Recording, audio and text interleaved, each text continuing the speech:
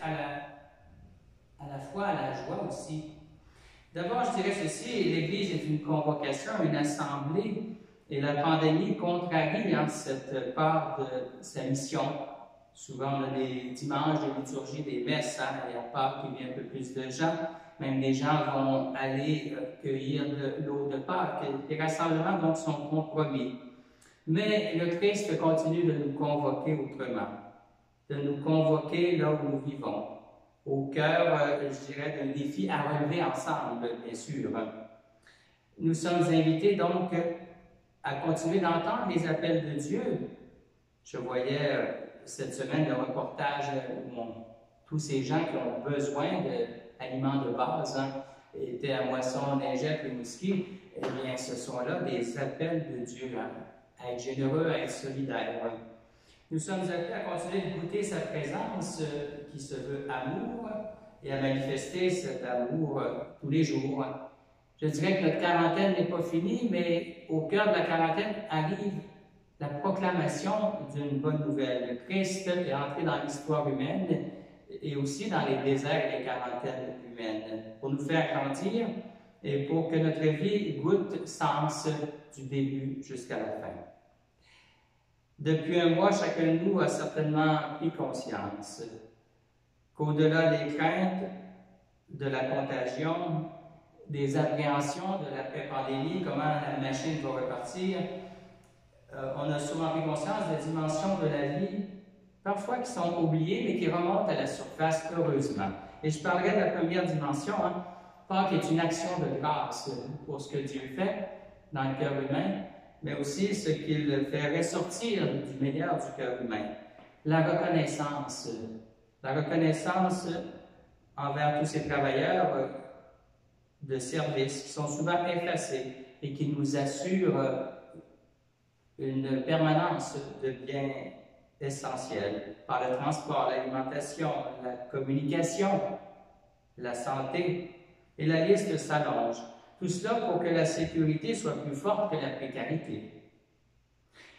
Nous pouvons remercier les élus qui cherchent à soutenir par leur choix politique et aussi économique, soutenir les employés, les employeurs, les industries. De même, comment ne pas dire merci aux organismes d'entraide qui continuent à veiller et à aider. La compassion et la solidarité dans les familles, dans nos sociétés, dans notre monde, dans le voisinage, eh bien, elles se manifestent et elles nous émerveillent toujours. Elles démontrent une fois de plus que le bonheur n'est pas tant dans le bien-être de l'ego, mais dans le don de soi, dans le marcher ensemble, dans la créativité qui ne manque pas. La machine économique et commerciale tourne au ralenti, les infrastructures scolaires, les infrastructures sportives ou culturelles annulent les spectacles, les festivals, quelle sorte d'été allons-nous vivre? À travers tout cela, on se rend compte qu'on n'a pas le contrôle, mais on veut reprendre le contrôle, je dirais, de la protection de la personne en premier, spécialement nos aînés. Et nous acceptons de choisir de faire certains sacrifices dans ce sens. C'est un appel, bien sûr, à l'humilité de notre condition humaine, mais nous retrouvons à travers cela aussi une certaine profondeur qui nous ressemble sur l'essentiel de la vie, sans lequel nous ne pouvons pas survivre.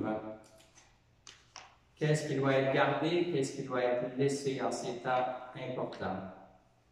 Comme moi, vous avez vu qu'aux fenêtres de maison sont accrochés des arcs-en-ciel. Les enfants ont dessiné les couleurs et c'est marqué « ça va bien aller ». Quelqu'un m'a envoyé un message en complétant « ensemble, avec le Seigneur, ça va bien aller ». Je trouvais intéressant qu'il soit complété cette dimension. Ensemble, ça risque d'aller mieux, mais aussi avec celui qui nous garde unis, qui nous aide à rester unis.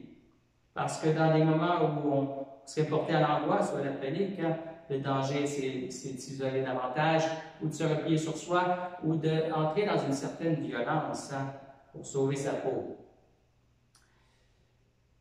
à travers ce message ensemble avec le Seigneur, ça va bien aller. Il est permis de chanter Alléluia, qui veut dire loué soit Dieu, qui ne nous laisse pas tomber, mais qui, au cœur de nos défis, nous invite à retrouver une force nouvelle de son esprit, une force de continuité, de persévérance. En abordant et en réfléchissant aux horaires qui sont bousculés, aux habitudes, il est bon de se donner des repères pour goûter à la vie plus forte que la mort. Parfois, le fait de manger de bonnes choses, le moment d'une marche à l'extérieur, l'écoute ensemble d'une émission de télé, d'une bonne musique, d'un film, un moment où on prend au téléphone ou par nos tablettes le temps de se dire, de s'accueillir, même si ce n'est pas longtemps, de devenir une oreille les uns pour les autres, tout cela nous dit l'importance des repères affectifs qui doivent être conservés et des repères aussi spirituels, repères de prière, de recueillement, de valeur. Combien de gens ont organisé certains moments de prière simples, mais où on était reliés les uns aux autres. On dirait que les générations à travers cela se rapprochent. On dirait que la distance des âges disparaît. Puisque nous partageons, oui, une même misère, mais une même attention. On nous annonce pour la semaine prochaine le pic de la pandémie. Qu'est-ce qu'on en sait? C'est les statistiques.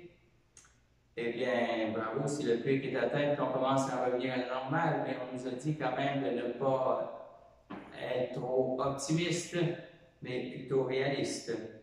Moi, je souhaite que le pic de l'espérance arrive en même temps, pour aplatir la courbe de la peur, la courbe de l'angoisse. Vous savez, les Olympiques ont été reportés. Quand on pense Olympique, on pense aux meilleurs athlètes. Eh bien, on a mis de côté la logique de la compétition qui veut céder la logique, pour l'instant, à la logique de la communion entre nous, entre les peuples aussi. C'est un geste courageux de la part des organisateurs, ça déstabilise, mais passer d'une logique de compétition à une logique de communion, d'attention, où est-ce que aussi les pays sont appelés à s'entraider.